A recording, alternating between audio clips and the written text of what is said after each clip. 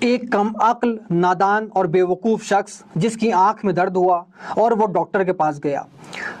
انسانوں کے ڈاکٹر کے پاس جانے کے بجائے اس نے جانوروں کے ڈاکٹر کا انتخاب کیا اور جانوروں کے ڈاکٹر کے پاس چلا گیا۔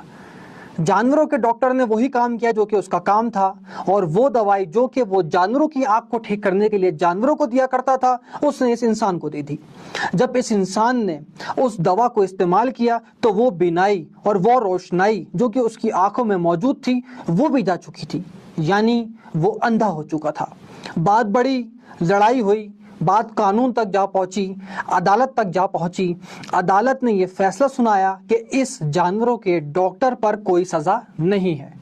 کیونکہ اگر یہ شخص واقعاً گدھا نہ ہوتا تو کبھی بھی جانوروں کے ڈاکٹر کے پاس نہیں جاتا۔ پیغام حکایت: